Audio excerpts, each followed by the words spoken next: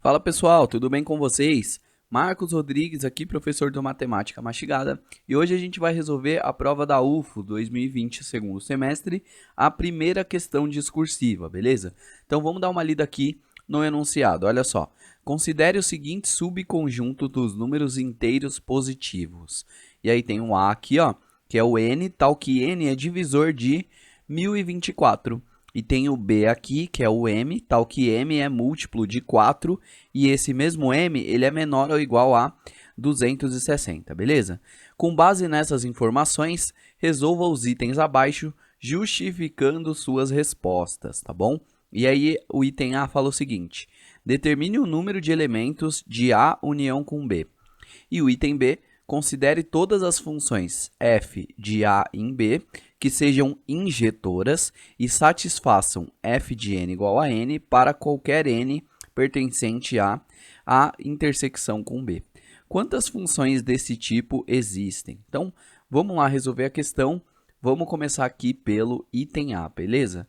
Olha só, no item A ele quer saber o número de elementos de A união com B. Para eu determinar o número de elementos de A união com B, eu vou precisar saber quantos elementos tem em A, quantos elementos tem em B. Eu sei que o conjunto A é o número de divisores de 1024. Como é que eu vou descobrir quantos elementos tem nesse conjunto? Olha só, pessoal, no conjunto A, eu sei que o 1024 ele é igual a 2 elevado a 10, certo? Se eu fatorar o 1024, eu chego facilmente em 2 elevado a 10. E aí, eu não sei se você lembra como determina o número de divisores, mas o que você faz é uma conta assim. Primeiro você fatora o número, e aí depois você faz uma combinação nos seus expoentes. Então, por exemplo, 2 ao quadrado vezes 3 ao cubo vai ter quantos divisores? Eu vou pegar esse 2 e somar com 1 e multiplicar por esse 3 somados com 1 também. Por quê? Porque esse 2 ao quadrado ele pode ser 2 a 0, 2 a 1 e 2 ao quadrado. Esse 3 ao cubo ele pode ser 3 a 0, 3 a 1, 3 ao quadrado e 3 à terceira. E eu vou combinar esses caras aqui, por isso que eu vou fazer uma multiplicação aqui. Então, aqui no caso do 1024, ele vai ter 11 divisores, né? Que seria 10 mais 1, certo? É por isso que ele tem 11 divisores. E eu já vou fazer até uma mini lista aqui desses divisores para poder ajudar a gente quando a gente for fazer a união, beleza? Então, ó, é 2 elevado a 0, que é 1, é 2 à primeira, que é 2, 2 ao quadrado, que é 4, 2 ao cubo, que é 8, e assim por diante, né? Até chegar lá, 256, 512 e 1024, certo? E esse conjunto aqui, ó, tem 11 elementos, beleza? Agora, o conjunto B, pessoal, é o conjunto dos múltiplos de 4. É mais tranquilo, né? É 4, 8, 12, 16 e assim por diante, até ir chegando lá no final, né? 252, 256 e 260, certinho? E como que eu descubro quantos elementos tem aqui? Você pode fazer por PA, né? Isso aqui é uma PA de razão 4. Você pode fazer de várias maneiras. Como que eu vou fazer aqui, ó? Eu vou dividir o 260 por 4, que assim eu já descubro quantos elementos tem, tá bom? 26 dividido por 4 é 6. 6 vezes 4, 24, sobra 2. Eu baixo o zero aqui, ó. 20 dividido por 4, 5. E 5 vezes 4, 20, não sobra nada. Então, tem 65 elementos esse conjunto aqui. Então, como que a gente ficou? Esse cara aqui, ó, tem 11 elementos e esse aqui tem 65 elementos. Como eu vou unir esses dois conjuntos aqui, ó, eu vou pegar elementos que estão em A ou elementos que estão em B, né? E aí, pessoal, eu vejo que o A ele vai acrescentar ao conjunto B exatamente 4 elementos, esses 4 que eu grifei para vocês, porque os outros já estão lá embaixo, né? Olha só aqui, ó, o número 4, ele já está lá embaixo, o número 8, ele já está lá embaixo, o 256, ele já está lá embaixo. Até porque, pessoal, todos os elementos que estão por aqui no conjunto A são múltiplos de 4, né? Então, eles vão estar lá embaixo no conjunto dos múltiplos de 4. Inclusive, o 512 e o 1024 também são múltiplos de 4. Porém, o conjunto B, ele para no 260 e por isso que ele não tem esses dois números aqui, ó.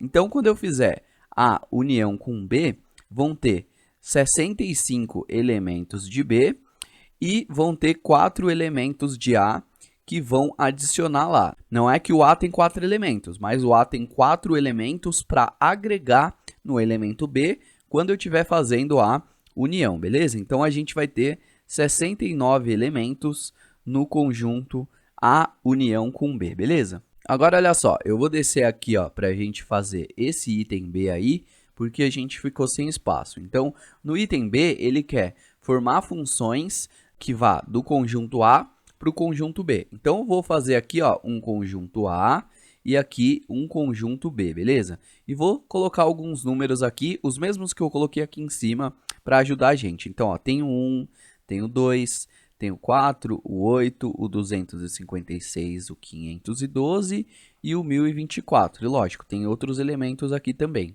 E aqui tem o 4, 8, 12, 16, 20, 252, 256 e 260. E, logicamente, tem outros números aqui também.